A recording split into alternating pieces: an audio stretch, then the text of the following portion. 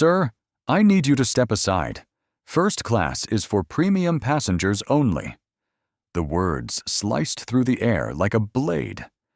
Victor Montgomery, dressed in a tailored navy suit with a boarding pass clearly marked 2A. First class stood silently at the Skyway Airlines gate. The gate agent, Karen Whitfield, barely glanced at his ID before motioning for security.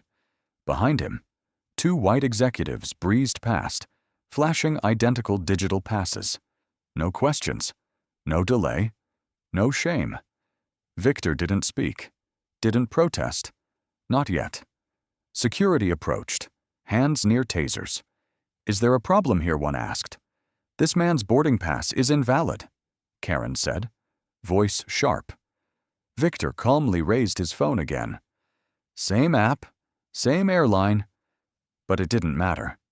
Minutes later, he found himself reassigned to seat 32B, right beside the rear lavatory. As he walked past empty first-class seats, a silent vow formed behind his steady gaze. You just gave the wrong man the wrong seat. You just gave the wrong man the wrong seat. Before we dive into the story, comment where you're watching from, and don't forget to subscribe so you won't miss the latest videos. Victor slid into seat 32B with the precision of someone who'd done this before, squeezing himself into discomfort, swallowing pride in silence. The seat, a narrow middle, hugged by two bulky strangers and pressed against the clanging lavatory door, reeked of injustice masked as protocol. He didn't argue, didn't sigh, didn't roll his eyes. He simply sat. The man to his left grunted as he shifted, clearly annoyed at Victor's presence, though Victor had said nothing.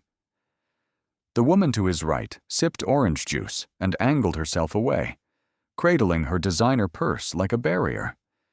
Victor recognized both brands he owned stock in their parent companies. The lavatory door slammed shut. Again, and again, and again. Each time. Victor clenched his jaw tighter. The plane taxied. As flight attendants moved through the aisles, Victor noted the discrepancy in service. First-class passengers were offered hot towels, champagne, even coat service. Melissa Turner. The flight attendant assigned to row 32 didn't even offer eye contact. When Victor requested water, she placed the cup on his tray like it might burn her fingers. Then the final indignity, his seatmate, reaching over to plug in a charger, knocked over his coffee. Dark liquid bloomed across Victor's suit sleeve. Melissa returned, saw the spill, handed him one cocktail napkin, then vanished. 10 minutes later, a white passenger in premium economy spilled ginger ale. Melissa rushed over with club soda, napkins, and apologies. Victor didn't flinch, didn't correct her. He simply took out his phone and began documenting. He opened the Notes app and wrote, "Boarding denied despite confirmed seat. App used successfully by white passengers. Gate agent Karen Whitfield. Reassigned seat 32B. Treatment during flight ignored. Coffee spill, no assistance.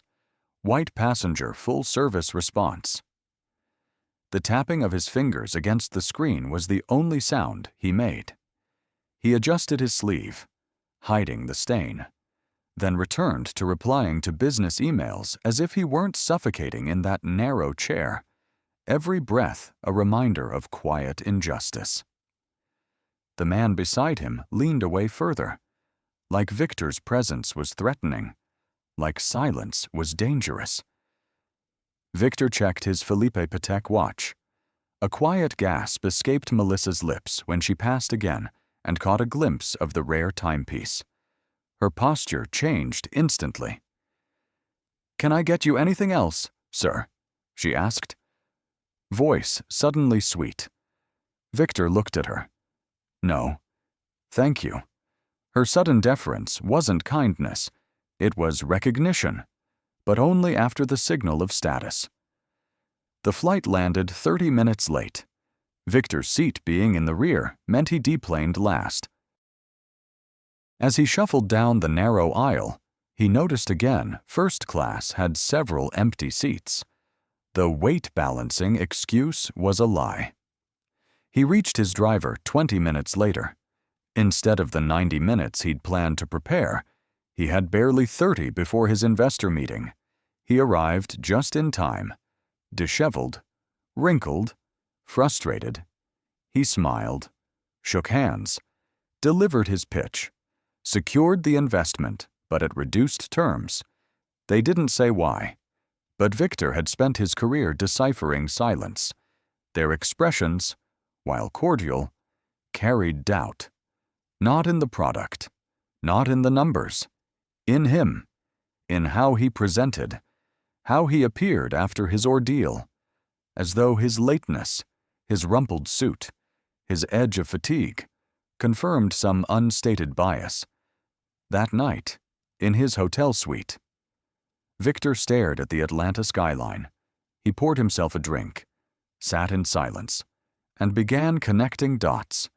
It wasn't just Karen at the gate. It wasn't just Melissa on the flight.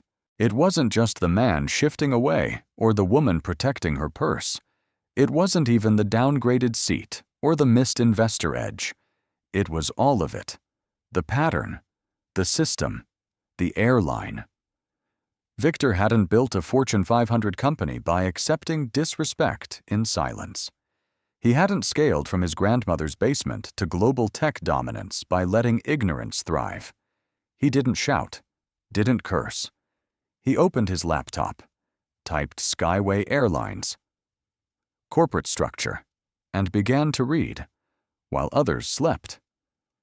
Victor worked. By morning, a plan had begun to form, and it started with 3 simple words. Find the truth. Before the plane had even touched down, whispers had already begun spreading beyond Victor's row. A teenage girl in row 7 had filmed the interaction between Karen and Victor from the gate, posting it with the caption, "Black man with first-class ticket sent to back of plane white guy, behind him boarded fine." What year is this?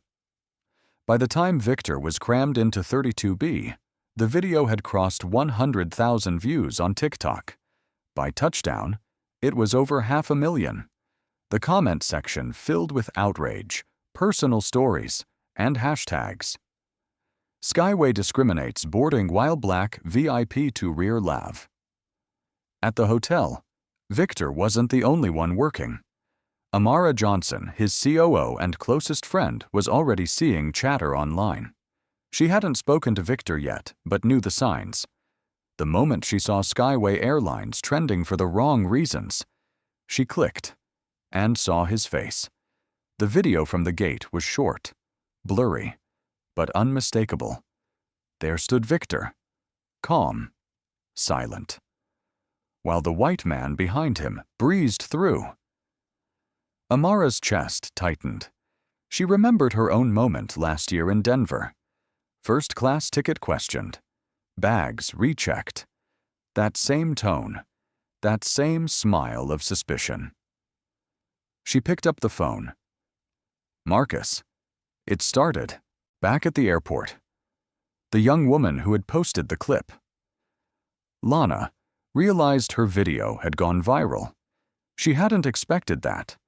She just felt something was off. Had filmed it on instinct.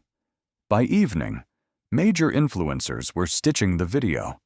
Lawyers, advocates, civil rights organizations. A former Skyway flight attendant chimed in. Worked there for 5 years. There's an unofficial profile for first-class passengers. I was warned about unusual bookings. Never said directly, but we all knew what it meant. In another viral clip, a white businessman who'd boarded right after Victor stitched the video with his own phone recording. I saw the whole thing. Same pass, same app, different skin. It wasn't subtle. His video hit 3 million views within 24 hours. Victor, meanwhile, remained mostly offline. He wasn't watching the chaos unfold. He was building a timeline, documenting the inconsistencies, flagging names, cross-referencing employees. But the internet was moving faster than he expected. By the next day, a Skyway spokesperson had released a brief statement. "We are aware of an incident and are reviewing standard procedures. We take all claims seriously." But the vagueness only fueled the storm. Commentators tore it apart. No denial, no apology, no specifics. Amara called Victor that night. He picked up on the first ring. "I saw the video," she said. "I figured. It's spreading fast. I'm not surprised. They called security on you. They did. And you just stood there. I've stood in worse rooms, with worse people. You know how it is." Silence. Then Amara said, "This isn't just about you. We both know that. I know. That airline touches millions of lives. If they're treating black execs like this, what are they doing to people without power?" Victor's pause was deliberate. "I intend to find out." The following morning, Victor walked into his team's emergency meeting. On the screen behind him was a collage of social media reactions videos, tweets, testimonials. He clicked the remote. First slide, the original gate video. Second, a chart showing first-class passenger racial complaints by Airline Skyway had nearly triple the average. Third, former employee statements. "This isn't a PR issue," Victor said. "It's a system issue. We're going to find the root." Amara leaned forward. "What do you need from us, everything?" he said. "Data, legal insight, contacts, quiet support."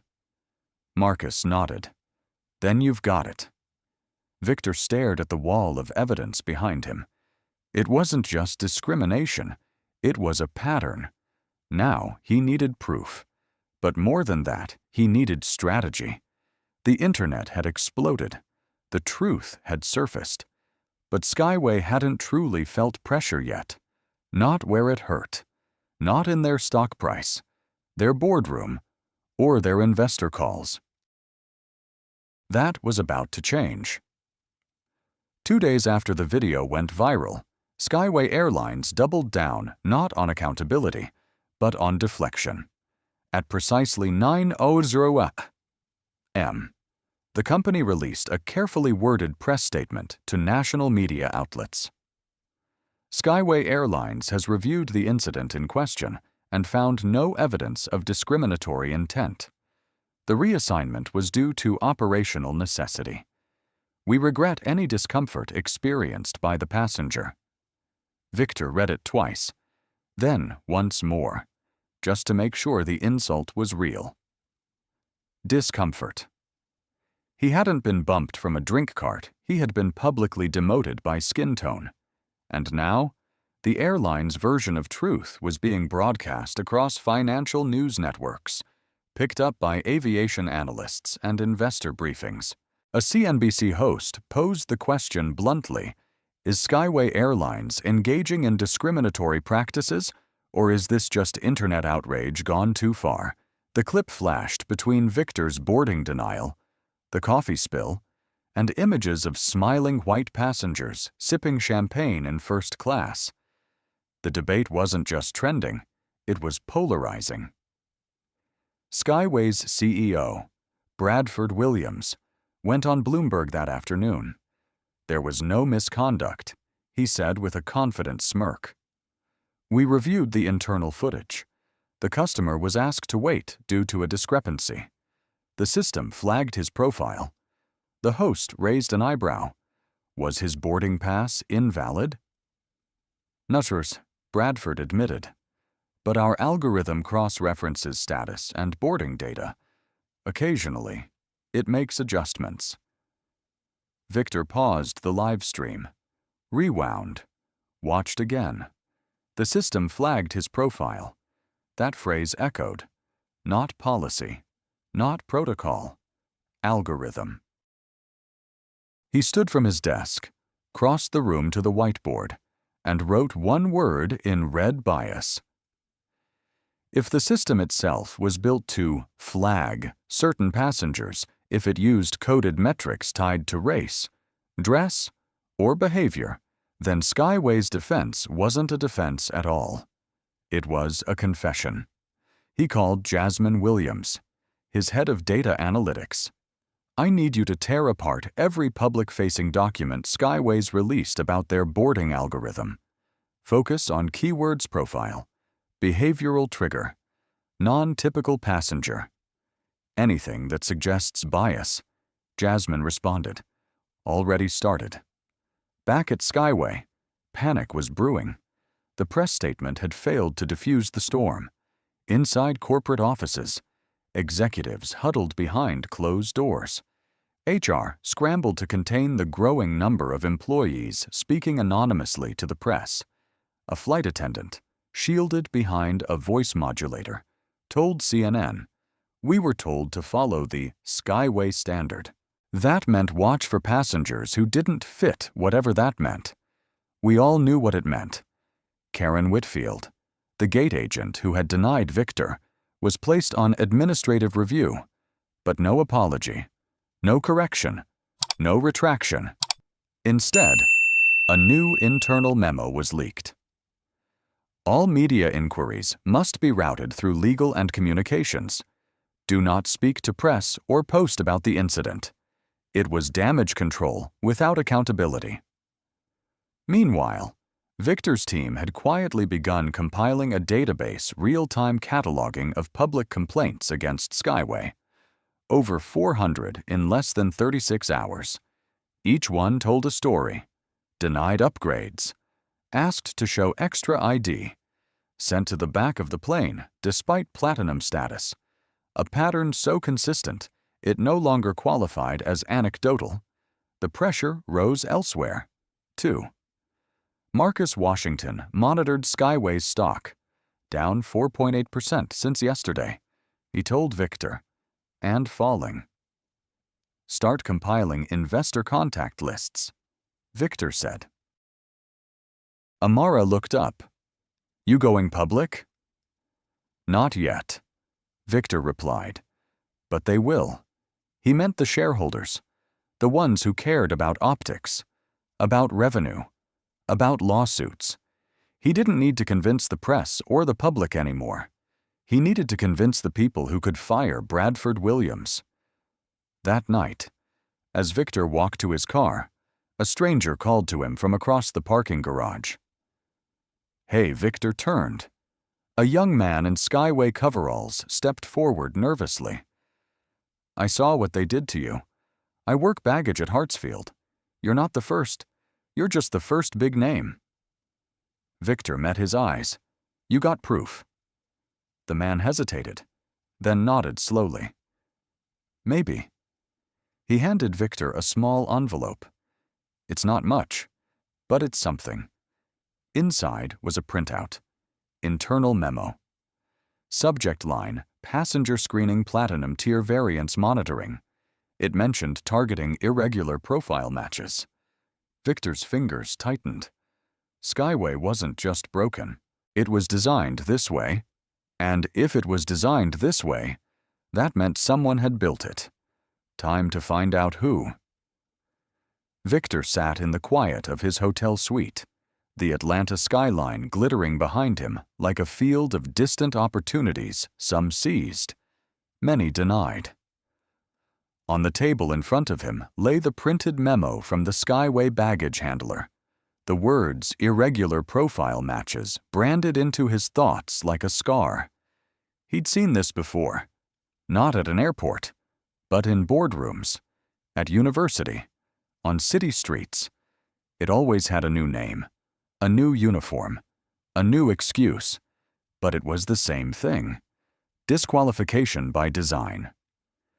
He closed his eyes and was back in 1998, walking into a Stanford interview room in a crisp white shirt. Resume polished, GPA immaculate. The panel of 3 interviewers, 2 white men and 1 woman, had smiled politely, until he said his name, Victor James Montgomery. A pause. Then one of them casually asked, "Did you transfer in through diversity programming?" He hadn't. He'd earned every point, every grade, every scholarship, but the doubt had been immediate. Later, in his first internship at a consulting firm, he'd been introduced as our new diversity hire despite graduating top of his class. A client once mistook him for the IT guy and handed him her coffee order. He never complained, never lashed out. He remembered his grandmother's voice. "Keep your eyes on the mountain, not the mud." Still, the mountain was steep, and the mud was deep.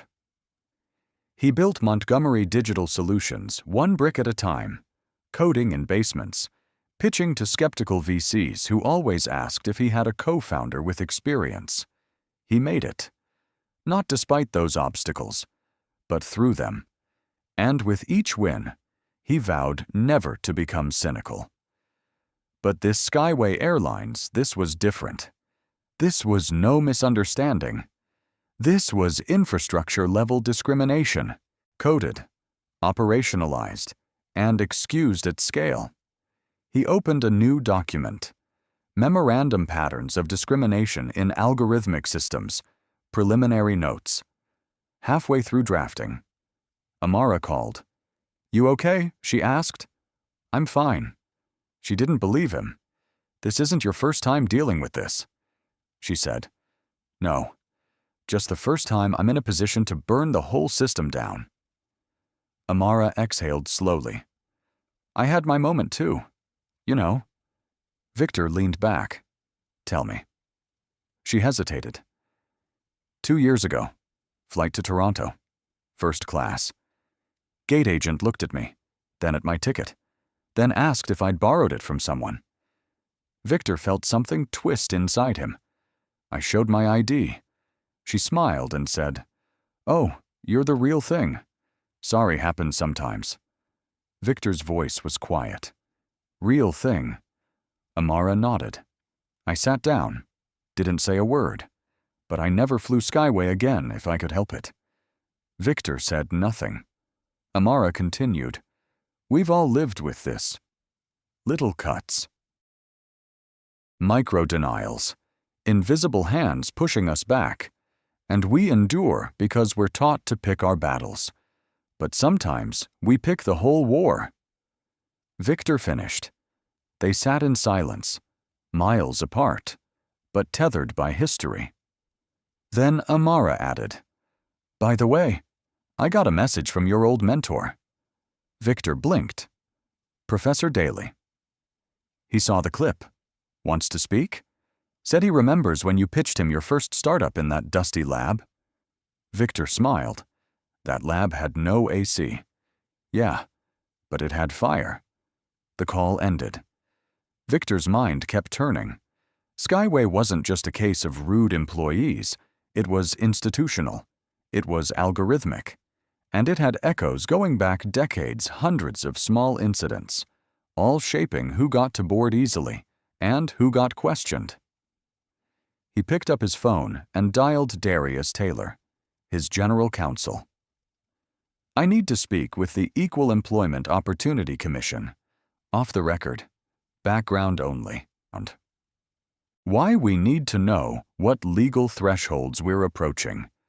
This isn't just a civil rights issue. It may be systemic enough for federal investigation. I'll call them." Victor hung up and looked again at the memo from the baggage worker.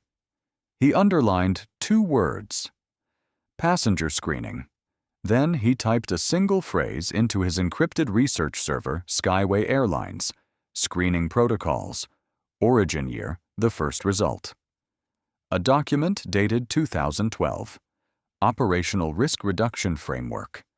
Passenger Profiling Recommendations. Developed under the tenure of then COO Bradford Williams. He froze. Bradford hadn't just inherited this system, he built it. And that meant the problem wasn't passive. It was deliberate. 3 hours before sunrise, The conference room on the 48th floor of Montgomery Digital Solutions lit up with the glow of encrypted terminals and quiet determination. Victor stood at the head of the table, sleeves rolled, tie undone. Around him were the people who'd helped him build an empire: Amara, Marcus, Jasmine, Darius, and Elaine from Investment Strategy. They hadn't been summoned. They had arrived, voluntarily, as soon as Victor's late-night message landed on their phones. "We don't need protests," Victor began. "We need precision." He clicked the remote. A projection blinked to life. Skyway Airlines' executive structure. Bradford Williams isn't reacting. He's orchestrating. Everything from the boarding policies to the AI filters used in the gate system bears his fingerprints. Darius spoke next, pushing forward a folder. "We confirmed it. That 2012 protocol, Bradford co-authored it. And we now have 3 former employees willing to testify, anonymously at first. 2 from security, 1 from HR, all describing unofficial directives to screen for red flags, code for race." Victor nodded. "This is bigger than PR. It's culture. And it starts at the top, which means," Amara added, "we take it from the top." They began allocating tasks not loudly, not dramatically, but with methodical precision. Jasmine's team would data scrape public sentiment tag every instance of discriminatory complaints involving Skyway in the last 5 years, especially anything mentioning first class, security delays, or discomfort. Marcus's team would build a confidential investor outreach plan, identifying top shareholders likely to be swayed by ESG concerns, environmental, social, and governance metrics that could be leveraged in a case for mismanagement. Darius would initiate the shadow legal file, an encrypted archive of testimonies, screenshots, policy memos, and any whistleblower intel they could collect. If litigation became necessary, they'd be ready. Elaine the strategist would begin discreet due diligence examining Skyway's financial fragility, looking for pressure points in their stock performance, debt schedules, and regulatory filings. All under the radar. No interviews, no tweets, no leaks. Victor emphasized, "They can't fight what they can't see." "What's the end game?" Jasmine asked. Victor paused. "We don't just expose them. We take them." A few eyes widened. Marcus leaned forward. "You're talking acquisition. I'm talking transformation," Victor said. "But yes, if necessary. I will own the very system that tried to humiliate me." They got to work. That morning, Skyway Airlines opened as usual. Gate agents smiled, unaware that their uniformed routines were under digital microscope. Executives in the Dallas headquarters held their usual Monday huddles, oblivious to the shifting currents under their feet. But within 24 hours, Skyway's HR department received 17 anonymous reports from current employees describing racially biased policy enforcement at various U.S. airports. Within 36 hours, Montgomery's data team had mapped over 473 social media complaints from Black passengers in just the past 18 months. Cross-referenced and color-coded, they formed a damning mosaic. A story began to take shape not of one bad agent, but of a system that sorted people before they even boarded. Meanwhile, Amara called in a favor from a friend, Clarence Monroe, a former regional director at the Department of Transportation. "What are the odds we get federal interest?" she asked him. "Depends how clean your evidence is," Clarence replied. "But if you've got documentation showing racial profiling embedded in software, not just behavior that's Title VI territory, it's not just civil, it's criminal. That's federal money being misused. Back in Atlanta, Victor sat with Elaine over a secure Zoom. "Skyway's bleeding market share," she reported. "They've lost 3 mid-size corporate travel contracts in Q1. Their debt-to-equity ratio's at a stress threshold." Quietly, they're already seeking new capital, from whom unknown yet, but it gives us a window. Victor leaned back, processing it all. He hadn't planned for this to go so far. But now, with his team aligned, the data streaming in, and legal support assembling like quiet thunderclouds, he saw what was possible. He wasn't just a passenger anymore. He was becoming their greatest liability. Just before midnight, he received a message. "Confidential drop, for your eyes only." It was from an encrypted whistleblower inbox Jasmine's team had set up. The file contained a transcript, an internal Skyway executive retreat recording. The voice was unmistakable. Bradford Williams. And the words, "We need to keep premium seating premium. Let's not cheapen the brand with optics. Our customers expect a certain profile." Victor read it twice, then smiled, coldly. The system wasn't broken. It was functioning exactly as designed. By Wednesday morning, the silence from Victor Montgomery had become deafening. He hadn't posted a statement. He hadn't given interviews.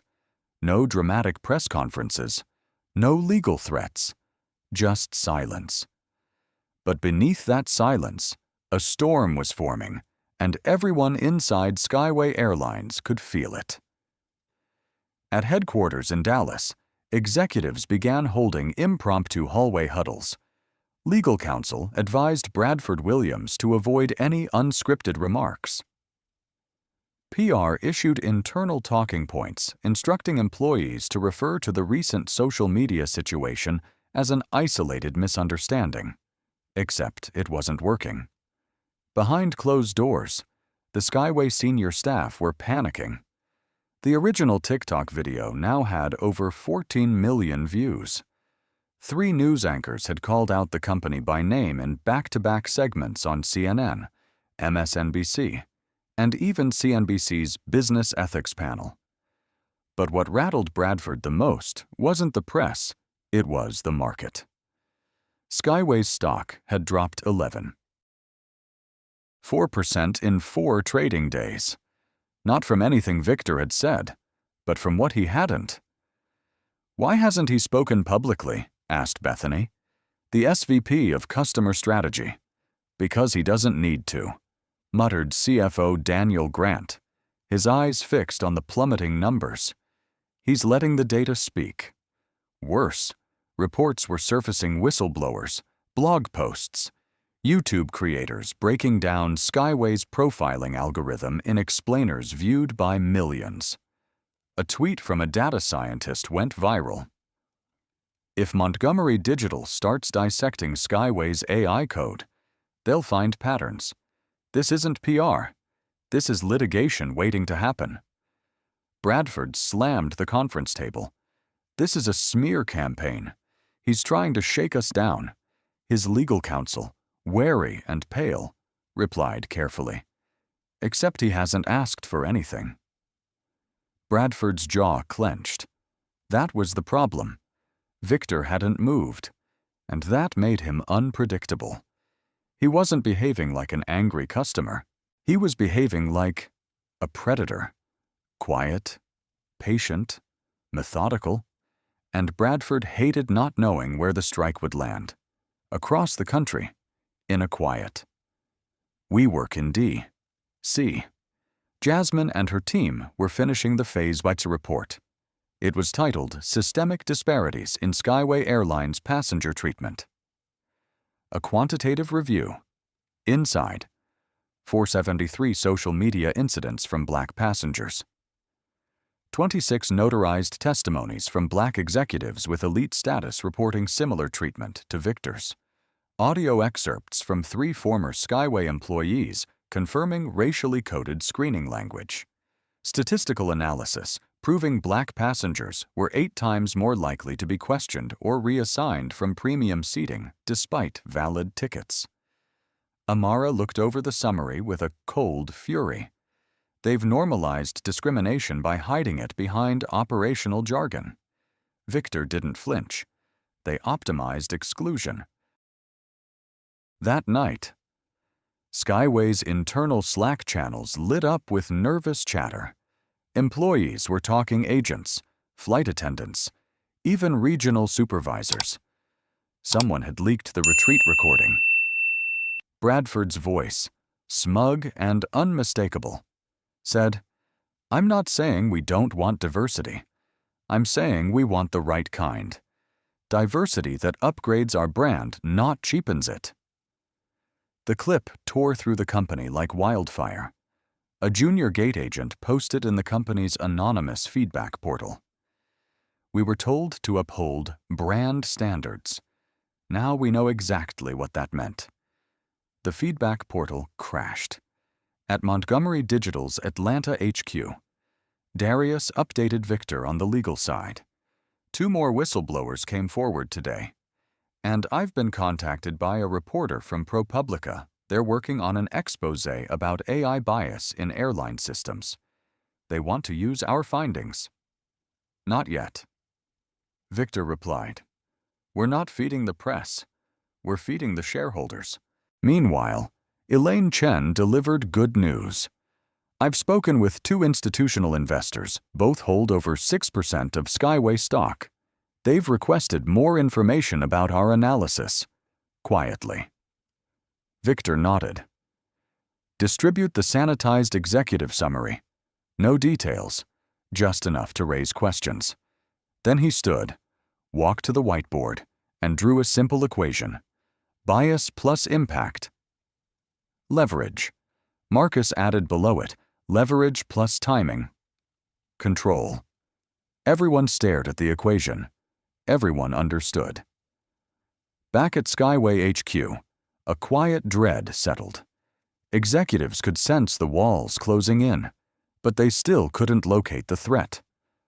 Bradford stormed into his office and barked, "Get me a meeting with Montgomery." His assistant blinked. "Sir, you heard me. Get him on the phone. Tell him I want to talk directly." She hesitated. "He doesn't respond to contact from us." Bradford's eyes narrowed. "Then we're already losing." In the days that followed, a strange shift rippled through Skyway's extended ecosystem. The backlash wasn't just coming from angry passengers or media pundits anymore. It was coming from within. The first signs were subtle. A flight attendant union chapter issued a private letter demanding clarity on implicit bias in crew policies. A major corporate travel coordinator for a Fortune 100 company paused all bookings with Skyway, citing internal concerns about inclusivity optics. A quiet memo from the FAA requested Skyway submit updated records of passenger reassignments by race and class level for the past 24 months. Bradford Williams read that last one with a trembling hand. It was happening.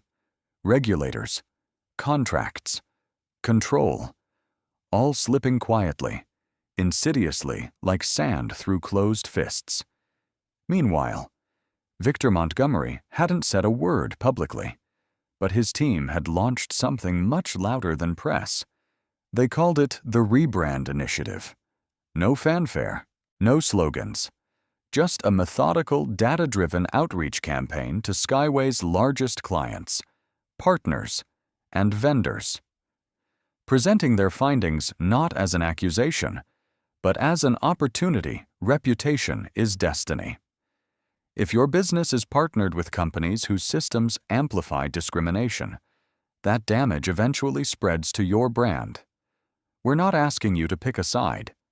We're asking you to look at the data. It was the perfect balance of pressure and professionalism. It worked. By week's end, 4 additional companies quietly paused their vendor contracts with Skyway, pending internal review. But the real surprise came from inside the airline industry itself. Continental Aero, a competing carrier with similar routes, issued a press release announcing a new program. We are reevaluating our boarding protocols, staff training, and AI-assisted screening to ensure equity and transparency across all classes of service. Every passenger deserves dignity, not just a seat. The media framed it for what it was. A preemptive strike, a bold grab for moral high ground while Skyway fumbled. Aero does better began trending. At Montgomery Digital HQ. Victor watched the announcement in silence, then turned to Amara. They just painted a target on Skyway's back and invited us to finish the job. Amara smirked. Poetic justice with business upside. I like it. Jasmine updated the analytics dashboard. Sentiment index is surging. We're seeing record levels of engagement. Minority travel groups, corporate DEI officers, even some veteran pilot forums are reposting our findings, Marcus added. And 2 more Skyway board members just connected on LinkedIn. No message, but you know what that means. Victor nodded slowly. They're getting ready to jump ship. Meanwhile, inside Skyway's Dallas headquarters, the atmosphere turned hostile. Executives whispered in hallways. Employees monitored LinkedIn job postings. HR was overwhelmed. And then someone made a mistake. A junior communications staffer, frustrated and overwhelmed, posted to their personal Twitter. Maybe if we didn't treat black passengers like security threats in first class, we wouldn't be here. The tweet was deleted in 6 minutes. Screenshots were captured in 3. The damage was nuclear. A Skyway employee confirming public suspicions. It went viral within the hour, forcing Bradford to issue a frantic company-wide email denying institutional misconduct. But it was too late. The post reached Unity, a nationwide advocacy organization for equitable transportation, and Unity had lawyers. They released a public statement. We are preparing a class action claim on behalf of passengers who experienced racially motivated downgrades or interrogations. We invite any affected passengers to come forward. Victor read the statement and leaned back in his chair. This isn't retribution, he said to his team. This is rebirth. That evening, a surprising email landed in Victor's inbox. From Skyway Board Private Secure. Net subject request for confidential conversation. It was from Richard Donahue, a Skyway board member. The message was short. I've reviewed your data. I believe your concerns are valid. I cannot speak officially yet, but if you're willing, I'd like to meet off record. There are members of the board who are not aligned with Bradford, and we're watching this closely. Victor didn't reply immediately. Instead, he walked to the massive window of his corner office. Outside, a plane soared overhead. Skyway's logo gleaming under Atlanta sunlight. He no longer saw it as a machine. He saw it as a symbol of exclusion, of silence, of control, but soon of change, and he would be the one to pilot that transformation. Begin the presentation, Victor said. The lights dimmed in the secure strategy suite at Montgomery Digital Solutions. On the screen, Jasmine Williams stood beside a digital map of the Utah, cities blinking with red pins, each one a story, a testimony, a record of discrimination at 30,000 feet. She tapped the remote. The screen shifted to bar graphs, timelines, and heat maps. Her voice was calm, clinical, devastating. We've analyzed 3 4-1-12 complaints against Skyway Airlines over the last 24 months. Of those, 473 came from black passengers specifically citing differential treatment in first class or premium areas. A ripple of silence swept the room. Victor interjected. How does that compare to overall demographics? Jasmine clicked. A pie chart appeared. Black passengers make up 12% of Skyway's domestic customer base, yet 38% of premium class boarding complaints. That's over 3 times the expected ratio. Statistically, that cannot be attributed to randomness. Elaine chimed in from the other side of the room. And this is consistent across regional hubs, coast to coast. Same algorithm. Same behavior. Victor leaned forward. Break it down by event type. Jasmine nodded. Denied upgrades, reassigned seats, extra ID checks, beverage service disparities, overhead bin restrictions. Across all categories, Black passengers report higher frequency and lower satisfaction. A new screen appeared. Testimonies, short statements, real names, real stories, some video clips, some audio, many just text. I was asked if I belonged in 1A. My ticket was scanned twice. My colleague, white, just walked through. They handed me napkins. They handed her wine. Victor scanned each word like a surgeon reading a diagnosis. It wasn't just bias. It was policy wrapped in code. He turned to Marcus. Stock impact. Marcus tapped his laptop. Skyway is down 13.6% from last quarter. The market hasn't fully priced in what's coming, but institutional investors are reading the wind. 2 hedge funds have started quietly divesting. If we leak this data into closed financial circles, they'll jump ship before it hits the headlines. Victor finished. Darius entered. Face tight. We've confirmed something else. An internal compliance officer from Skyway just reached out. She provided a recording from an executive team meeting 6 months ago. He placed a small speaker on the table. Pressed play. Bradford Williams's voice filled the room. The algorithms are working as intended. Our premium experience is curated for brand consistency. I don't care if that sounds exclusive, it is. That's the point. Victor's hands clenched around the edge of the table. And it gets worse, Darius added. That compliance officer says she filed an internal ethics complaint about it. HR ignored it. Then her bonus was cut in half. Jasmine spoke up. That's retaliation. Exactly. Victor stood. He stared at the screen, at the layers of data, story, and pain now coalescing into something undeniable. This is no longer a hunch. No longer a hypothesis. This is evidence. He looked at Amara. Ready the investor memo. Clean. Professional.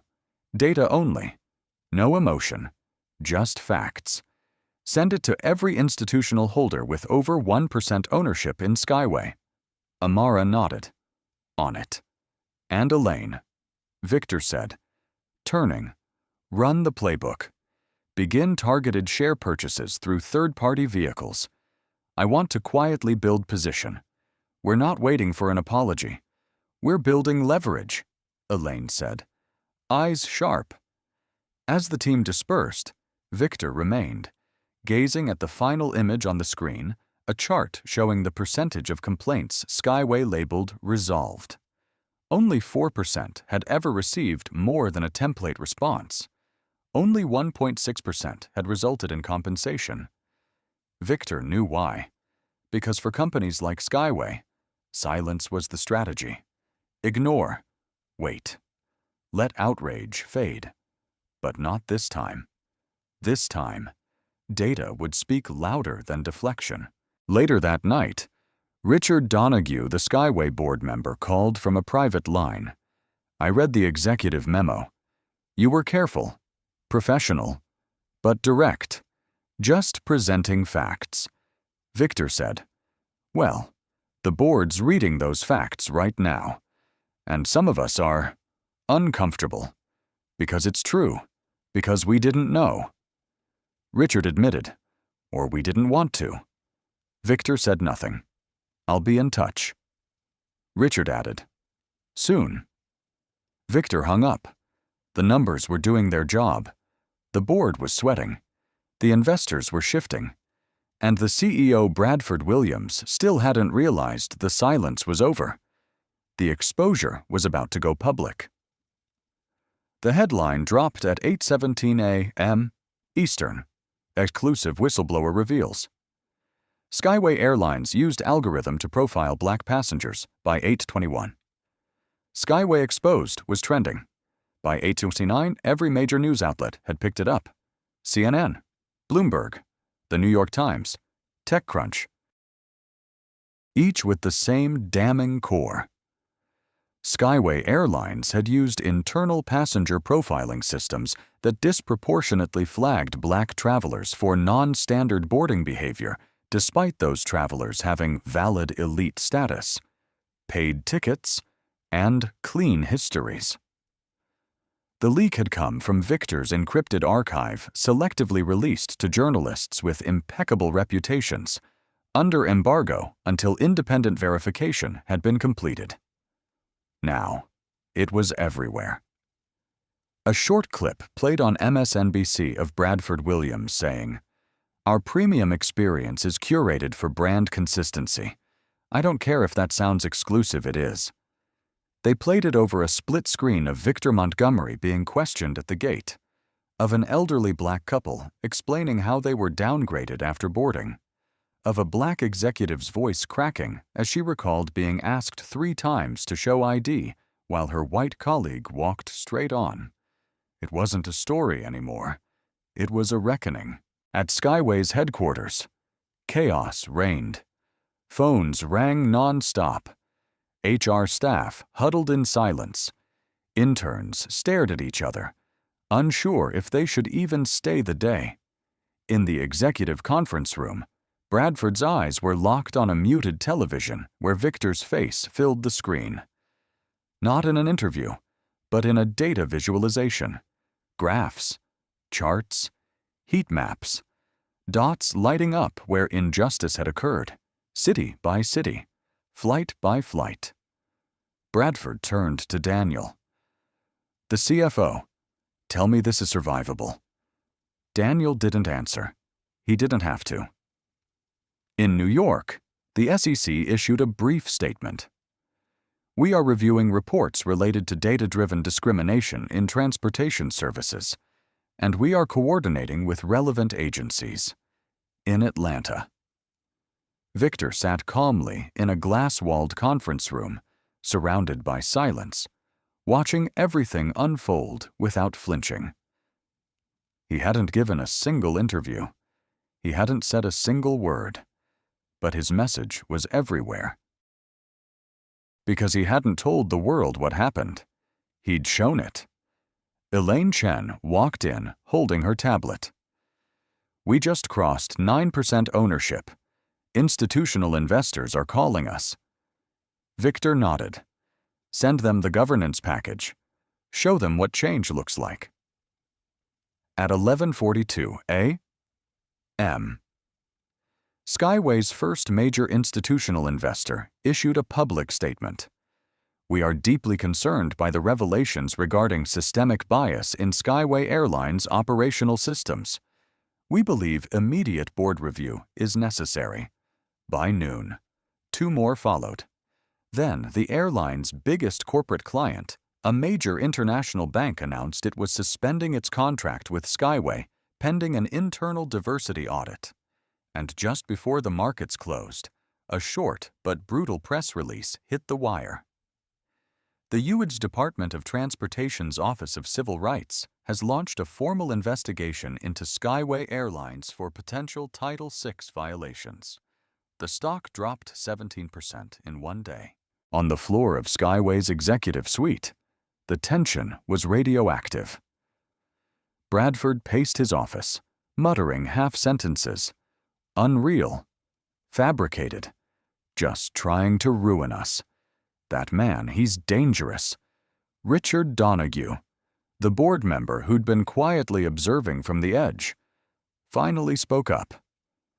"Bradford, he said evenly. Victor didn't make this happen.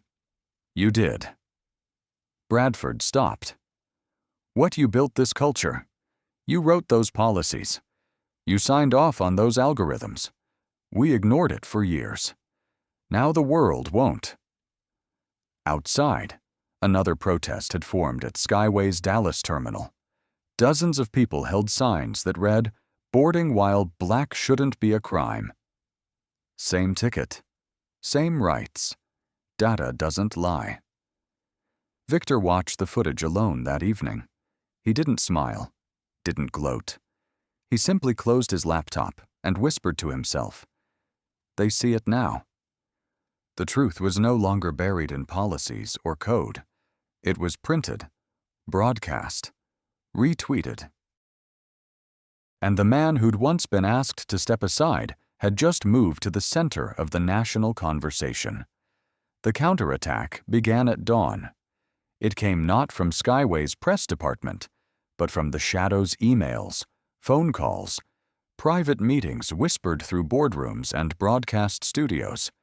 At exactly 7:03 a.m., a widely followed business ethics podcast dropped an episode titled, "Is Victor Montgomery Weaponizing Race for Corporate Takeover?" By 7:25, it was trending. Again. But this time, the narrative had shifted slightly, deliberately. Anonymous sources close to Skyway's executive team claimed Victor had been planning this power grab for months, that he'd engineered the incident to gain leverage, that he was using discrimination not for justice, but for acquisition. On cable news, a political commentator smirked. Are we sure this isn't just a tech billionaire flexing his money to cancel a company he didn't like? Bradford Williams, now battered but unrelenting, made his first on-camera appearance in days. Wearing a navy blazer and freshly combed silver hair, he spoke from Skyway's boardroom with carefully rehearsed humility. We acknowledge the concerns. We take them seriously. But we also caution against those who exploit social tension for strategic gain. Then came the dagger. Montgomery is a formidable businessman, but this isn't about equity, it's about control. Victor watched the live broadcast from a private media war room inside Montgomery Digital HQ. He said nothing, but his jaw locked slightly at the phrase, "exploit social tension." The words floated like smoke, designed to ignite. Amara was furious. They're flipping the narrative, turning you from a victim into a predator. Let them, Victor replied. Truth can't be outrun forever. Still, the tactic worked. Online forums divided. Reddit threads questioned Victor's motives. Financial blogs speculated he was just using diversity optics to hide a hostile takeover. Jasmine showed him one particularly viral post, a side-by-side image of Victor being reassigned from first class next to a mock movie poster titled "Billionaire in Coach." A crisis manufactured. Victor closed the screen. Distraction. But Amara shook her head. No, it's strategy. She was right. Bradford wasn't trying to win in the press. He was trying to muddy the air until no one could breathe. At Skyway's Dallas HQ, Bradford convened an emergency meeting. "This narrative is collapsing," he hissed. "We need to go personal." An executive hesitated. "Sir, going after Victor directly could backfire. He's the most respected black tech leader in America. Then paint him as elitist." Bradford snapped. Not principled, calculated. Say he's attacking working-class flight attendants. Say he's hurting jobs. By noon, a new media blitz launched. A Skyway-funded ad aired nationally. This is Jasmine. She's worked 22 years at Skyway, helping thousands of passengers safely reach their loved ones. But now, she's being blamed for decisions made far above her pay grade. A somber voiceover added, Victor Montgomery wants to punish the many for the actions of a few. Real workers, real lives, real consequences. Victor paused the ad mid-frame. A black woman, kind eyes, skyway uniform, pulled into the battlefield to protect the system that used her. That's not Jasmine from our team, Amara noted. No, Victor said, but it's Jasmine from theirs, and that's the game. Darius entered moments later with more news. Skyway's attorneys filed a cease and desist. They're claiming your investor memo contains defamatory inferences. Victor exhaled, slowly. They're not trying to win this in court. No, Darius agreed. They're trying to stall your acquisition, drain you with litigation, discredit you in media, fracture your support, Marcus added. They're betting on fatigue, that investors will get nervous, that public attention will shift. Victor didn't answer.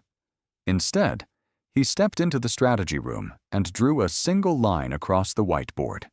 He labeled the left side, Truth and the Right Noise. Then he turned to his team. We don't chase noise.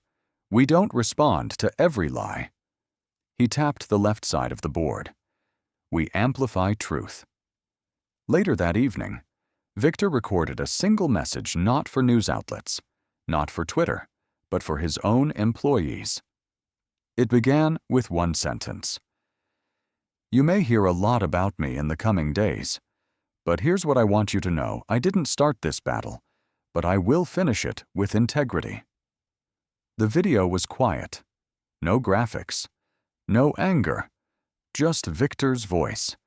It was forwarded over 60,000 times within 48 hours by Skyway's mechanics, its pilots, its junior accountants, the ones tired of defending systems they no longer believed in.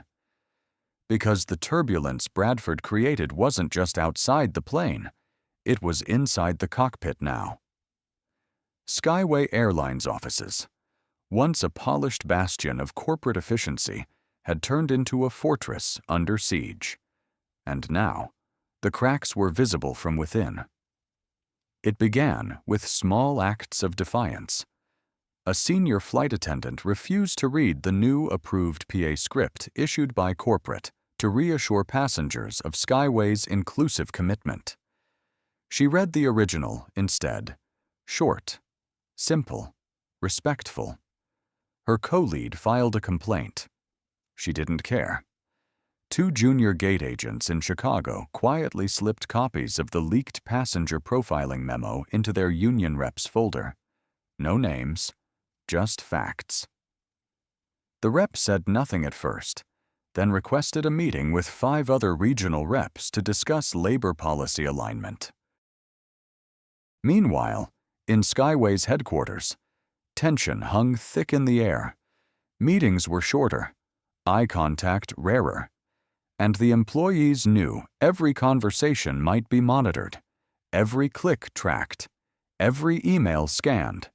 But fear wasn't enough to stop the shift, because loyalty, when challenged by conscience, starts to rot from the center. And that's what Bradford Williams failed to understand. He believed in control through force.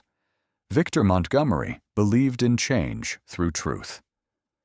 And truth was beginning to win converts inside the very walls Bradford built. Richard Donahue, the board member who had contacted Victor quietly, now found himself in a precarious position. He was no activist. He had spent a career climbing boards, deferring conflict, staying neutral. But neutrality was no longer an option. He met quietly with 2 other board members, Miriam Cheng, a respected finance expert, and Carlos Mendez, a logistics veteran, both of whom had remained outwardly loyal to Bradford. They met at a private club in Dallas, behind closed doors and drawn curtains. Richard began without pleasantries. "You've seen the data." Miriam nodded slowly. "I have." Carlos hesitated. "It's not definitive." Richard raised an eyebrow. Define definitive. Carlos sighed. Bradford says it's exaggerated, that Montgomery is weaponizing isolated incidents. Then why are investors leaving no response? Why are employees leaking internal policies? No response. Why are we losing corporate accounts and facing federal inquiry? Miriam finally spoke. Because the culture is broken. Silence. Then she added, and it started with us. Richard nodded. We either fix it now, or we answer for it later. The board has a duty not to Bradford, to the company, to the passengers, to the employees. Carlos leaned back. His face was tense. What are you proposing? An internal vote. Independent board action. Remove Bradford. Appoint interim oversight.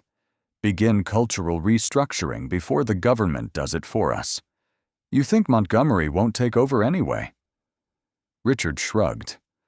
Maybe he will. But if he does, he'll be stepping into a company that's already begun reform. That matters. Back at Montgomery Digital. Victor wasn't waiting. Amara and Elaine had finalized the Phase 2 investment schedule. We now hold 12.3% of Skyway through independent vehicles, Elaine reported. By the end of next week, assuming no delays, we'll cross 18%. That puts us within reach of proxy control. Shareholder confidence.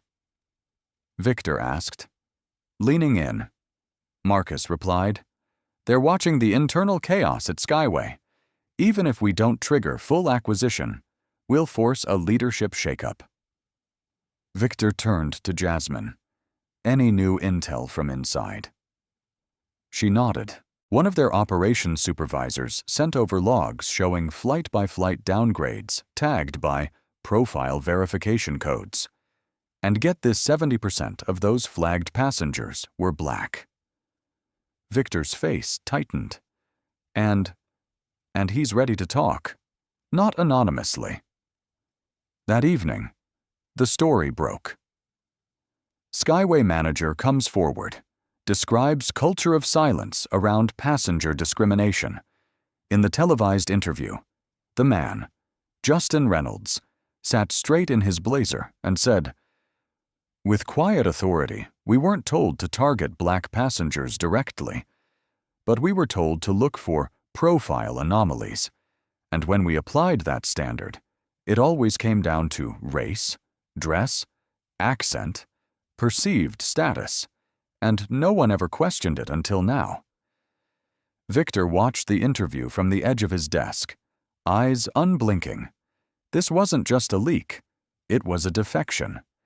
Inside Skyway's command center, Bradford was red-faced, pacing furiously. Who is this guy? How the hell did he get access to CNN? An aide whispered. It wasn't CNN. It was Victor.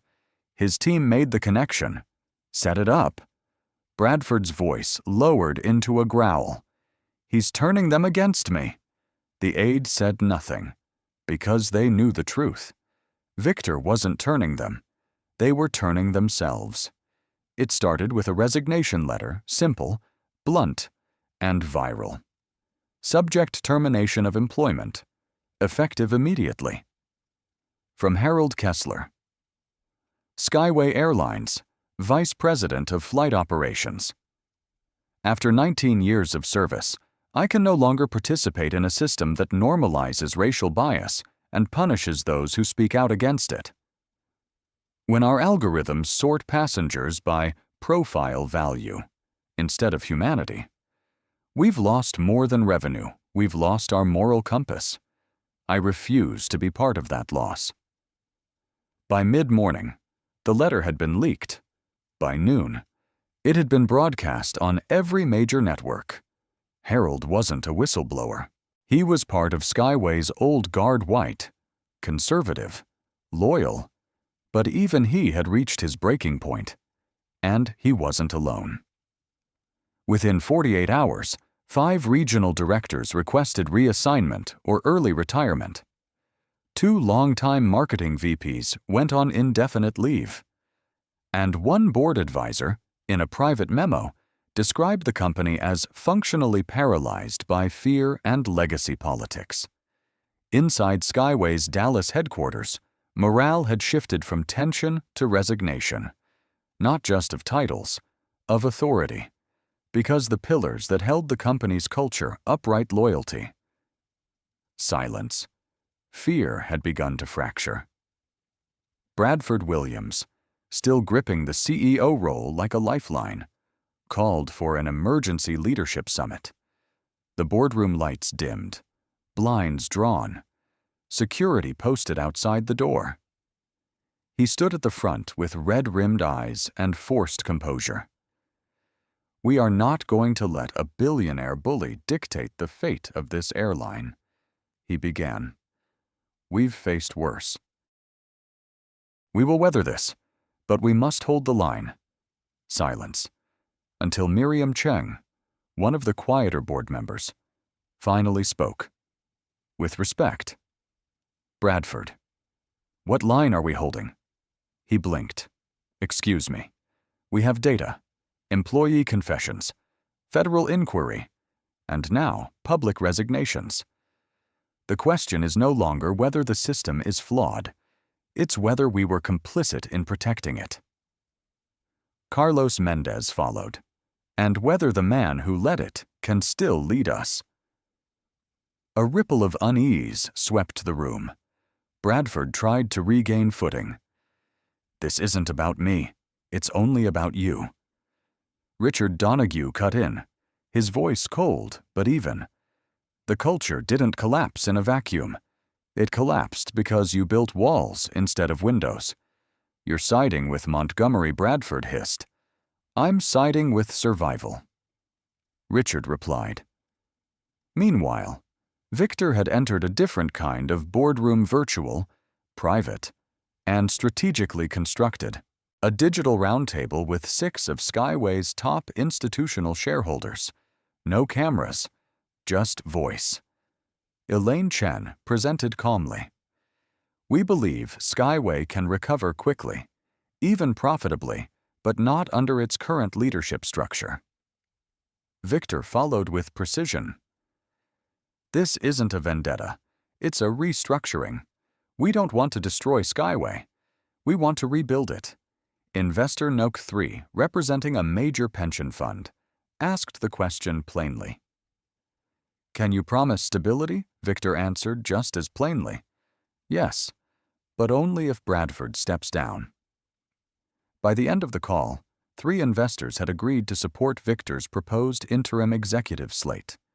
Quietly, for now. But it was enough. Back at Skyway, an internal email leaked. Subject: internal communications breach. Do not distribute external statements without legal review.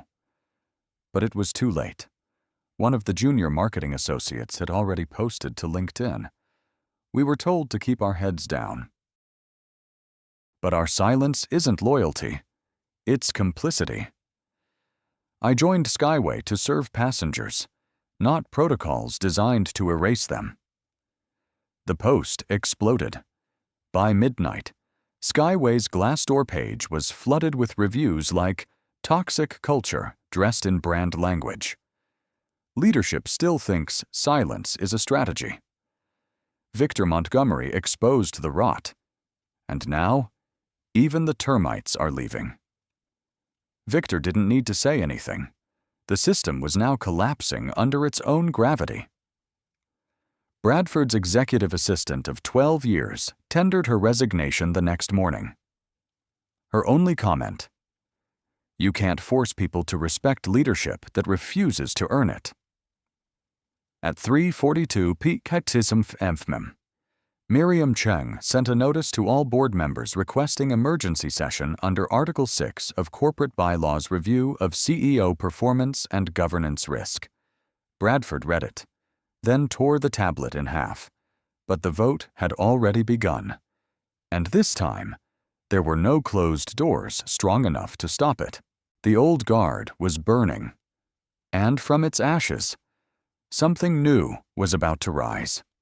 Victor Montgomery stood at the window of his Atlanta office, overlooking the skyline his company had helped modernize with digital infrastructure, public-private smart systems, and cutting-edge cyber networks. But today, the view felt symbolic in a different way. Skyway Airlines. The company that once treated him like an intruder was no longer just crumbling. It was ready to be rebuilt, and he was holding the blueprint. Elaine Chen entered the room with a printed folder. It's done. The board voted 6-3 to suspend Bradford pending internal investigation. Richard Donohue's been appointed interim chair. Victor didn't flinch. What about Bradford? Left the building an hour ago. No statement, but he took all his personal files. Good. Victor replied. Now the real work begins. Across town. Skyway's headquarters buzzed with a very different energy. Gone were the tense meetings and closed-door damage control.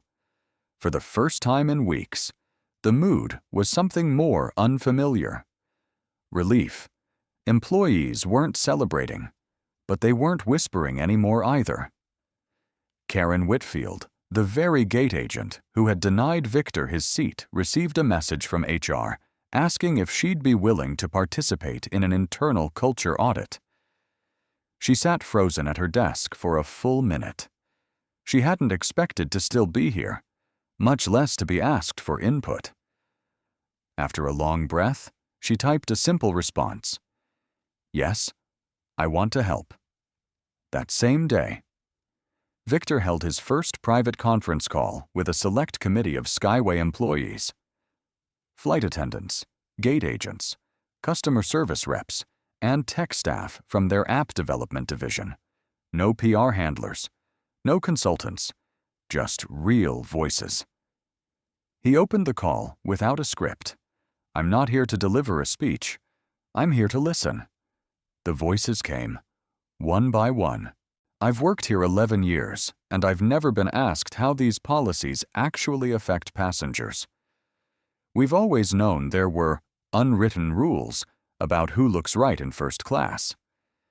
It wasn't always overt, but the message was clear. Follow the algorithm. Don't ask questions. Victor took notes. He asked follow-ups. He paused. He said, "Thank you" more than once. Then, quietly. He closed the call with a simple promise. This company's next chapter won't be written behind closed doors. You'll be in the room, back at Montgomery Digital. Amara outlined the first 3 steps of the cultural turnaround plan on a glass board. 1. Suspend algorithm-based boarding filters immediately. 2. Establish independent passenger equity audit with third-party oversight. 3. Launch internal equity council with direct access to interim board leadership. Elaine added a 4th. 4. Rebrand not for distraction, but for declaration. Victor nodded. Name ideas. Amara smiled.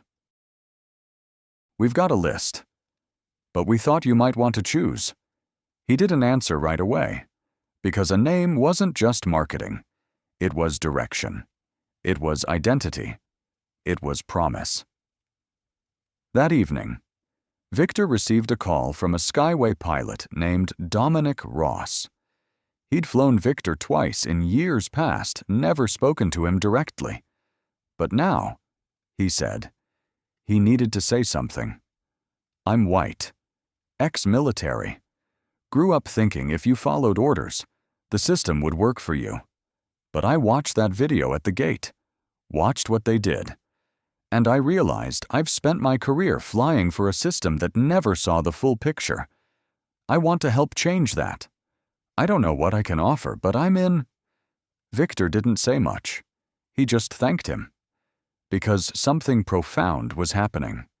Not just resignations or reforms, but alignment.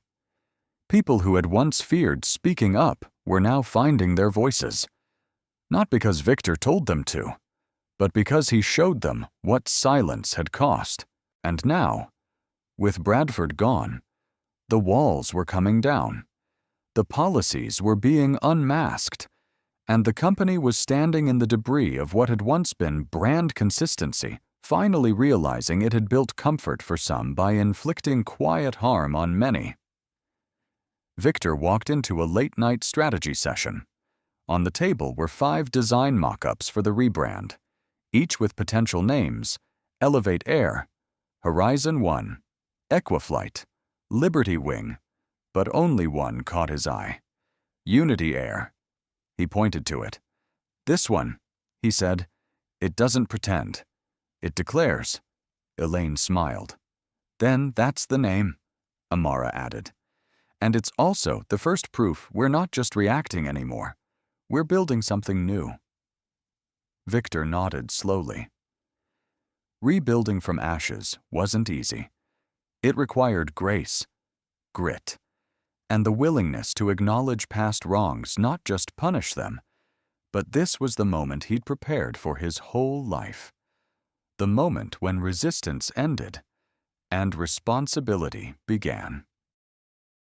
Just when things began to steady, the tremor returned. It didn't start with a board member or a lawyer.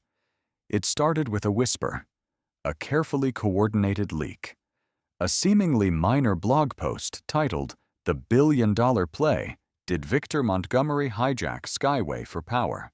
At first, no one paid it much attention. The author was anonymous, the outlet obscure. But within 12 hours, it had been amplified by bots, reposted in fringe forums, and retweeted by a handful of free speech pundits hungry for controversy.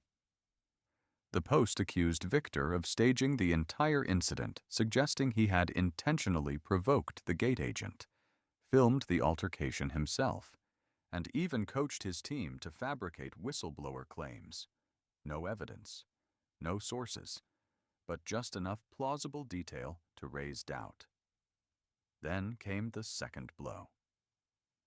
A Skyway employee came forward, face blurred, voice altered in a tabloid interview, claiming she was pressured by Victor's team to say the system was racist. Victor sat with Darius, arms crossed, watching the clip. "Who is she?" "Not an employee," Darius said. "We traced her. Actress. Hired through a shell PR agency." Victor nodded slowly. "So we're back to counterintelligence." Amara entered with fresh intel. "And it's not just PR. There's financial smoke. Someone leaked internal Skyway documents, your acquisition terms, our investor memos. Carefully edited to make it look like you were pushing for hostile control weeks before the boarding incident." Victor narrowed his eyes. "Digital footprints. We're tracking them, but they're clean. Whoever's behind this knows how to mask server jumps." Elaine joined them, eyes tense. "Victor, this has Bradford's fingerprints. He's not on the board anymore," Amara reminded. Elaine shook her head. "He doesn't need a title. He needs influence. And clearly, he still has some. Across the country, a different battle was brewing." Victor's daughter, Zoe, a high school senior and outspoken debate champion, called him in tears. "They submitted a fake complaint to my school. Dad said I cheated in last year's finals. I had to sit through an investigation panel again. No proof. Just suspicion." Victor felt something inside him go cold. He'd prepared for retaliation against himself, but not against his daughter. "They're trying to hurt me by breaking what I care about," he told Amara later. Amara's voice was flat. "Then we remind them nothing about us is fragile." Back at Unity Air headquarters, the name change quietly in motion, despite the media swirl. Employees gathered in side chats, unsure how to feel. Some feared the chaos returning. Others were simply exhausted. But many, especially the younger staff, rallied. An unofficial Slack group titled The New Flight Path grew overnight from 8 members to over 600. Inside were documents, testimonies, photos of passengers receiving equal treatment under the new boarding procedures, and screenshots of hate mail employees had received, followed by encouragement from colleagues. Victor was sent an invite. He didn't post. He just read. For hours.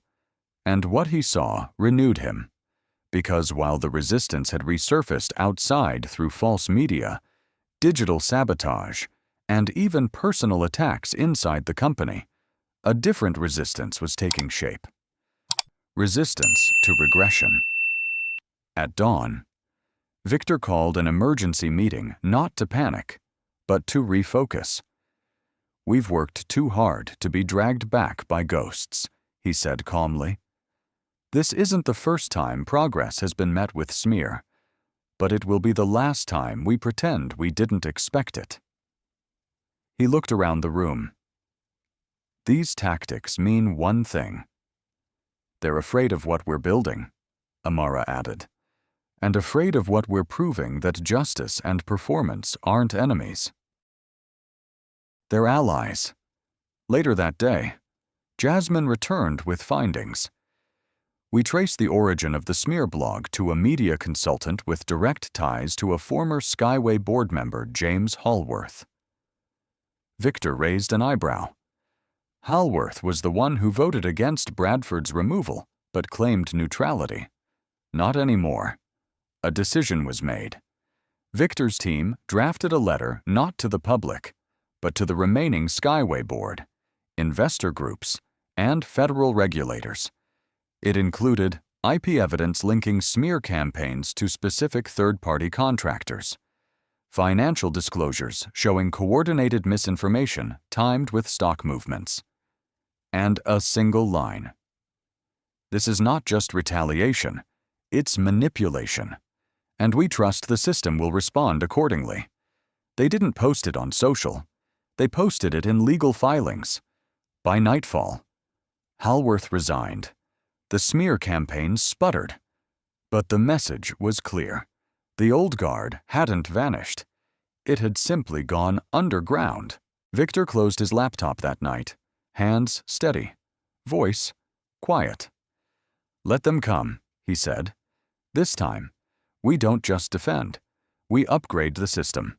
At precisely 6:00 a.m., Unity Air's new homepage went live. Gone was the sleek but hollow language of brand excellence and exclusive experiences. In its place was a banner that read, "One standard, one promise, one sky, every passenger, every flight, every time." The redesign was just the first move. Behind the scenes, Victor had spent the last 72 hours preparing a counterstrike, not to silence the noise, but to bury it with action. Step 1. Transparency drop. At 9:00 a.m., Unity Air posted a 45-page public report titled Flight Path Forward. An internal audit of past failures and future commitments. It included exact statistics of past passenger downgrades by race, class, and route. All decommissioned algorithms previously used for boarding variance assessments. A timeline of whistleblower reports and what had been ignored. A list of the 17 policy changes already implemented and 11 still in motion.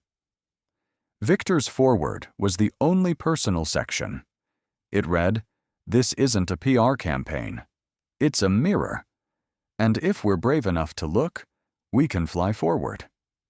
Step 2. Operational reset. By noon, 3 new appointments were announced. Amara Johnson as Chief Equity Officer with veto power over any operational system that affected customer experience. Dominic Ross, the veteran pilot who reached out personally, now promoted to VP of Flight Crew Culture, overseeing hiring and internal reporting. Karen Whitfield, the very gate agent who once denied Victor's boarding, now serving as lead passenger experience liaison. Her promotion stunned many. But in her internal memo, Karen wrote, "Being part of the problem doesn't disqualify you from becoming part of the solution if you're willing to change." Step 3.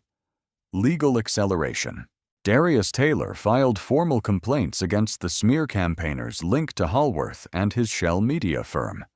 Civil suits, SEC disclosures, requests for fraud investigation. Victor wasn't just responding to attack. He was tracing it back to its funders and cutting the roots. Step 4. Public reclamation. Unity Air launched a 60-second ad spot during prime time. The screen faded from black to a simple question: what if your dignity didn't depend on your seat? Then it showed. A black mother and her son boarding first class with no second glances. A flight attendant offering champagne to a hijabi businesswoman without hesitation. A pilot walking through the cabin, shaking hands with passengers across every section. At the end, the screen faded to white Unity Air. Equity isn't extra, it's expected. Social media exploded, not with outrage, but with relief. Because for once, a company wasn't just apologizing. It was architecting justice in real time. Even journalists previously skeptical began to pivot.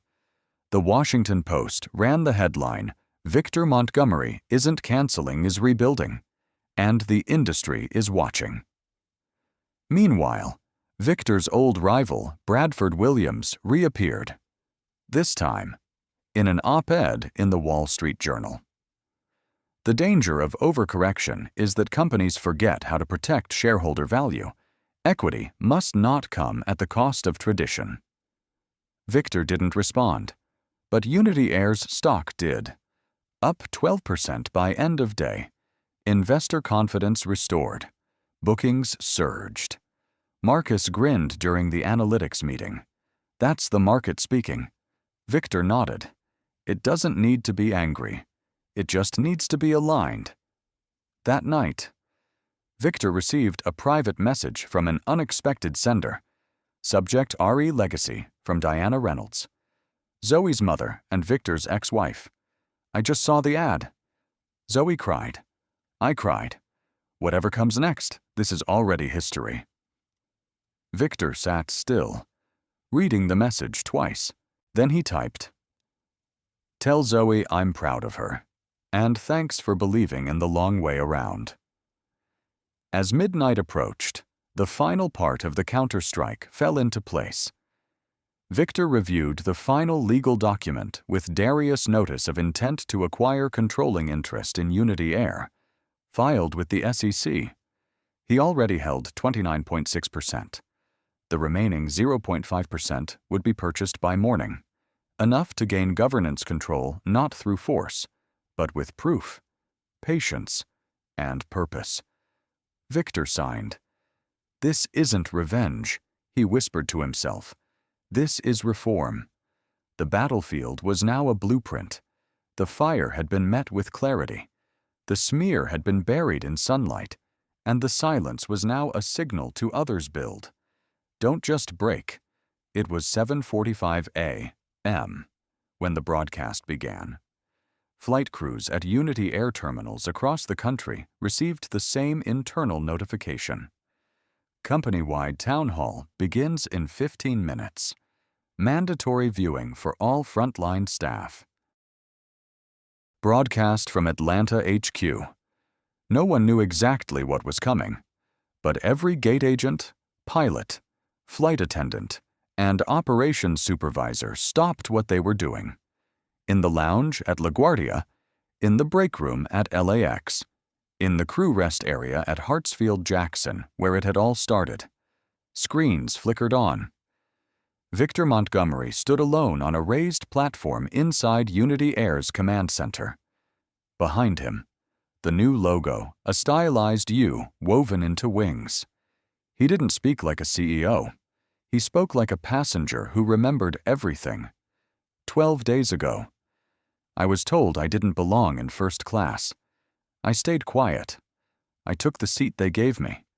I arrived late to a meeting and lost millions in potential revenue. But that wasn't the worst part. The worst part was realizing that what happened to me was happening to many others. Every day. Quietly. Systemically. He paused. All over the country. Gate agents leaned closer. Flight attendants stopped mid-inventory. Pilots folded arms and stared at screens. Victor continued. Some of you enforced those policies. Some of you questioned them. Some of you were punished for doing the right thing. This message isn't to shame anyone. This message is to tell the truth, and to begin something better.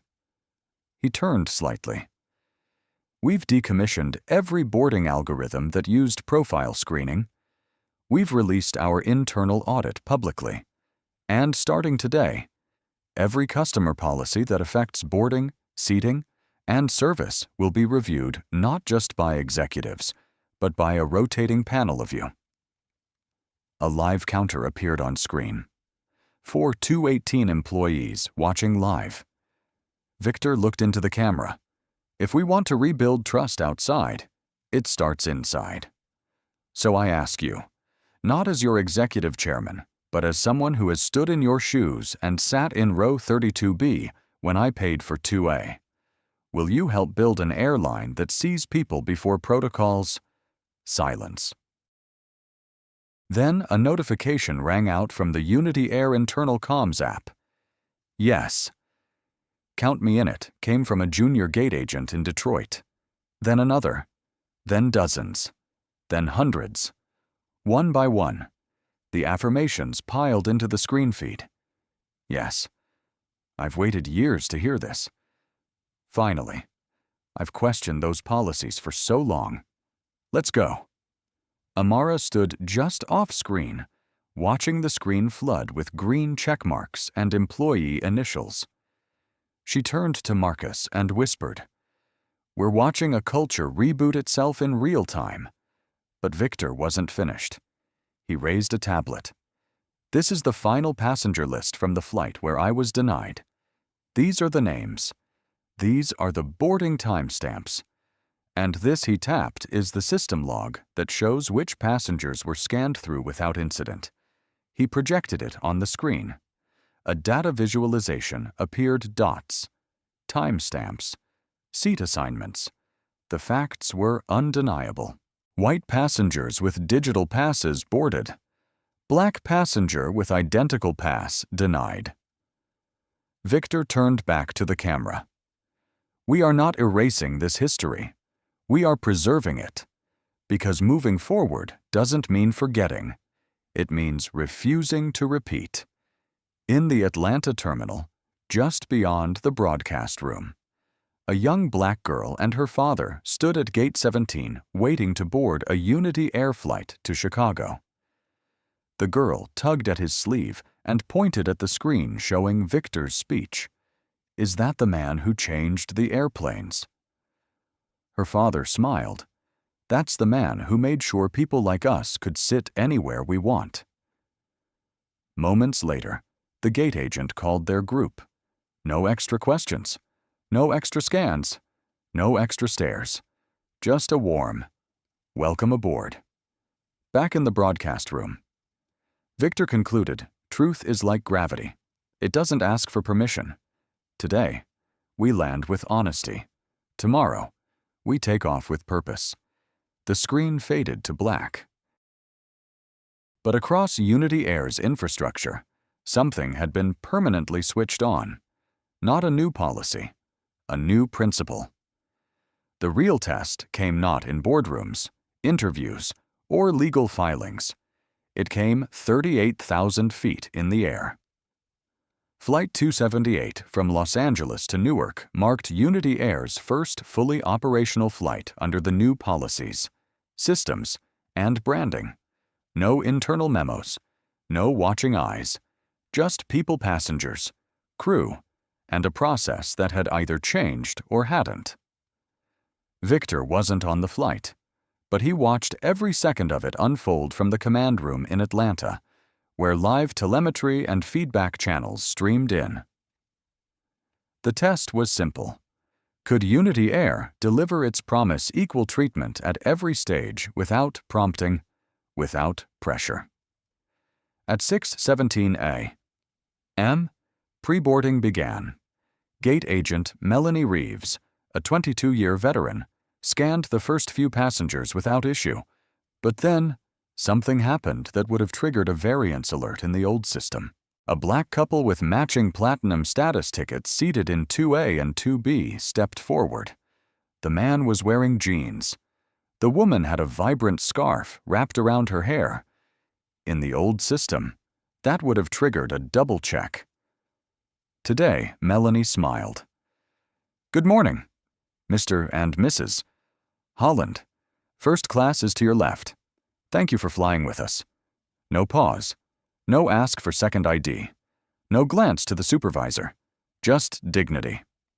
Later, during beverage service, a flight attendant offered the woman a mimosa without hesitation. "Would you like the orange juice, freshly squeezed or bottled?" "Ma'am, Victor." Watching it all via anonymized staff reports and customer experience monitors, said nothing.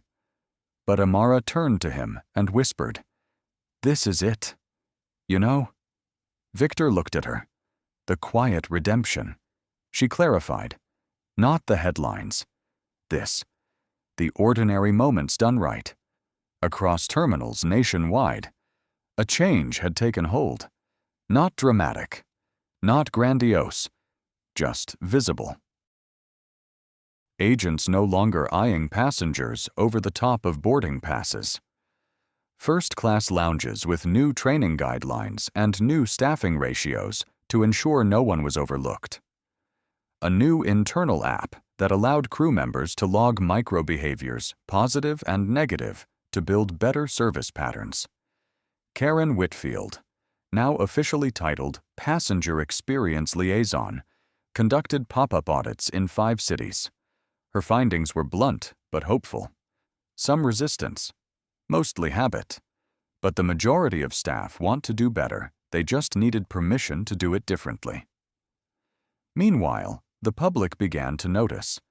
Travel bloggers who once blasted Skyway now raved about Unity. One post read, "I flew Unity Air last night. For the first time in 5 years. No one asked to see my ID twice. No one tried to double-check my seat. No one looked surprised I was in 1C. I almost cried. I didn't know air travel could feel like this." The post was shared 1.8 million times. Unity Air's app ratings jumped from 2.9 to 4.6 stars in 2 weeks. And in the most telling data point of all refund requests dropped 43% from the previous quarter. Still, not everything was smooth. Some legacy staff resigned. Others pushed back quietly. A few even walked off shifts, citing philosophical differences with the new training. Conservative media outlets ran headlines like "Wokeness at 30,000 feet Airline." Prioritizes equity over efficiency, Victor didn't respond. Because the numbers did. Flights ran on time. Complaints fell. Repeat bookings rose. Investors who had once been skeptical now requested meetings. "I want to understand how you made this shift profitable." One hedge fund executive asked Marcus. Marcus replied, "We stopped hiding behind brand experience and started building trust. Turns out, customers remember that better than hot towels." Back in Atlanta, Victor finally boarded a Unity Air flight again. No fanfare. No cameras. He sat in 2A, the very seat he'd been denied just weeks ago. A young flight attendant approached with a soft smile. "Mr. Montgomery, we're honored to have you on board. Can I offer you a beverage?" He smiled. "Water will do just fine." The plane taxied, lifted, climbed. And Victor closed his eyes, not because he was tired, but because, for the first time in weeks, He didn't need to watch for injustice. It was being handled, not by him alone, but by a company he had transformed with transparency, resilience, and unshakable intent.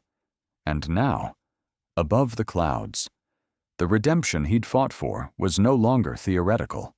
It was operational.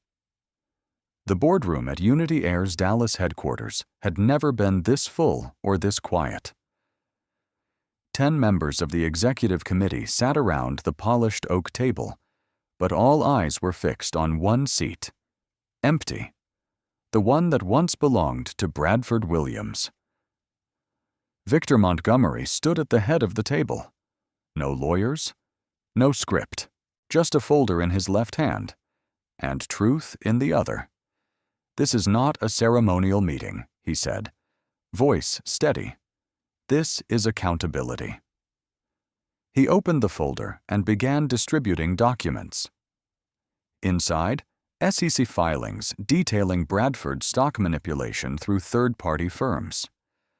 Audio transcripts of his attempted bribe to Victor's former COO, Amara Johnson. Internal memos showing his approval of algorithmic filters that targeted passengers based on race-coded variables. And most damning of all, whistleblower testimony from inside the board's own ethics office, confirming that Bradford had ordered evidence deleted before federal investigators could review it. There was no denial now, no spin, just consequences. Richard Donahue, now interim board chair, looked up from the documents. "Is it true that the DOJ has opened a criminal investigation?" "Yes," Victor replied. "He's currently under subpoena, and 2 federal agencies are pursuing obstruction charges." Silence. Then Miriam Chung spoke. "For years, I defended him, not because I believed him, but because I feared what admitting the truth might mean for the company." Victor met her eyes. The truth didn't break Skyway. It gave Unity a chance to rise. With that, the board unanimously passed a resolution. Effective immediately, Bradford Williams is permanently barred from any position of governance, advisement, or board affiliation with Unity Air or any of its affiliates. That was the end of it. No applause, no celebration, just a chapter closed. But outside that room, a very different energy was building. Unity Air's newly launched internal campaign. The passenger pledge had just crossed 100,000 employee signatories. It was simple, voluntary, and public. "I pledge to treat every passenger with equal dignity, regardless of their background, attire, accent, or assumptions." Karen Whitfield, now a leading force in the Reform Council, was asked to speak at the company's all-hands meeting. She stood on stage, voice trembling at first, then stronger with each word. "I was part of the problem. I enforced policies I didn't create, but I also didn't question. But this company gave me a second chance, and I took it. Now, I walk every gate with one goal in mind. No one else gets downgraded for simply existing."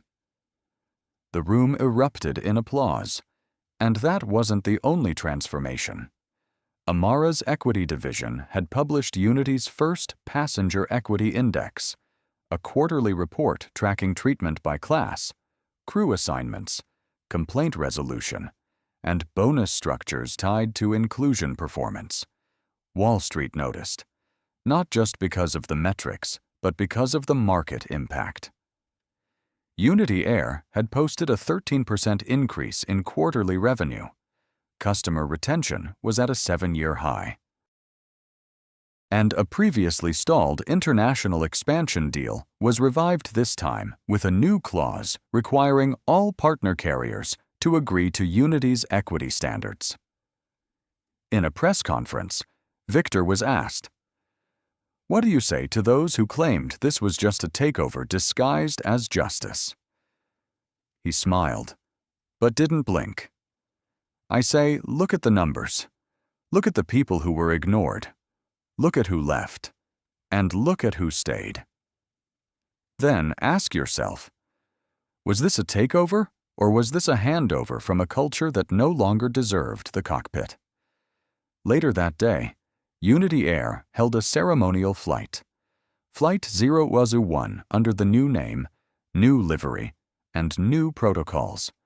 It departed from Atlanta, where Victor had once been humiliated, and landed in Los Angeles, where his new executive team would host Unity's first Passenger Council Summit, inviting travelers from all backgrounds to speak directly into future policy.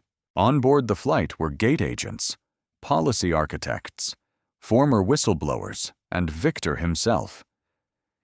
He sat in the last row, not because he had to, but because he wanted to see it all, from back to front, from where he had once been forced to sit to where he now led. A little girl walked past him on the way to the restroom. She wore a Unity pin and clutched a boarding pass that said, Seat 1A. She paused. Are you the man who made it fair? Victor smiled. No, we all did. She beamed. Good job. Then skipped back to first class. Victor leaned back in his seat. One final flight. Not in protest, not in punishment, but as proof that even the highest skies can be recharted when truth is the compass and justice is the engine. 1 year later, the Unity Air logo was as recognizable as any Fortune 100 brand, not because of a flashy campaign, but because it meant something. The airline that once symbolized exclusion had become a model for transparent leadership, operational fairness, and systemic reform studied in business schools, praised by passengers, and replicated by competitors. But Victor Montgomery wasn't interested in praise. He was already 3 steps ahead. In a private auditorium at MIT, he delivered a keynote titled, When Code Becomes Culture and How to Rewrite Both. He spoke not as a tech CEO, not even as Unity's chairman, but as a man who had boarded a plane and been told, you don't belong. Systemic injustice doesn't wear name tags. It's coded into silence. It hides behind efficiency. And it's protected by the idea that fairness is subjective. But it isn't. Fairness is measurable. And measurable means fixable. The room gave a standing ovation. Later that evening, Victor sat with Zoe on the campus lawn. She was now a freshman, double majoring in political science and ethics in technology. You didn't just change a company, she said, looking out at the autumn skyline. You changed what I thought was possible. Victor smiled gently. You changed too. You challenged me when I wanted to walk away. That mattered more than you know.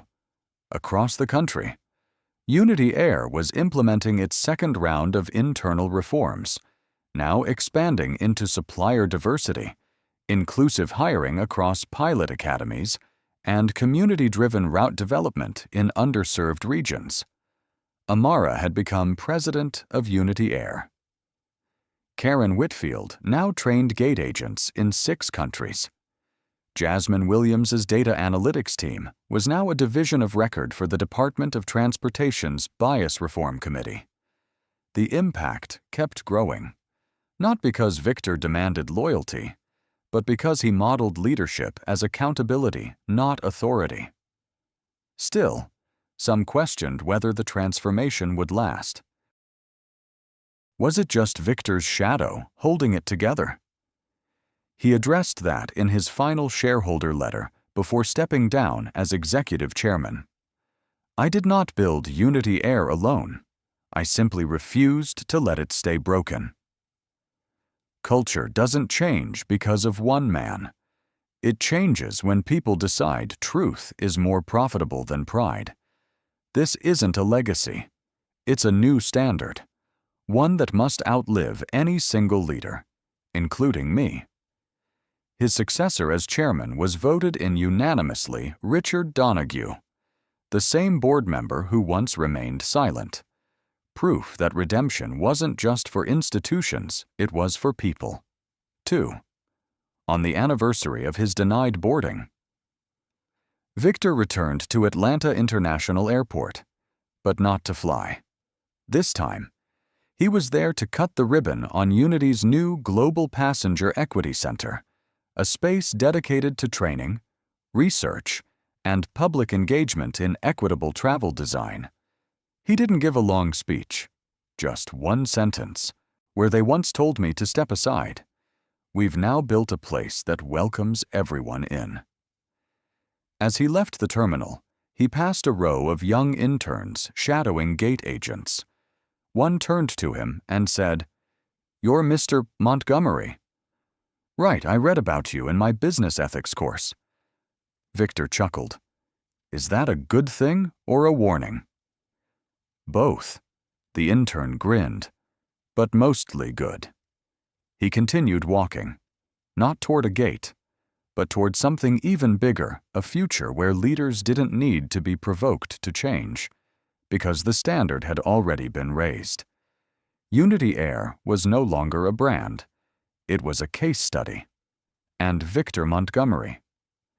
He had never sought to become a symbol.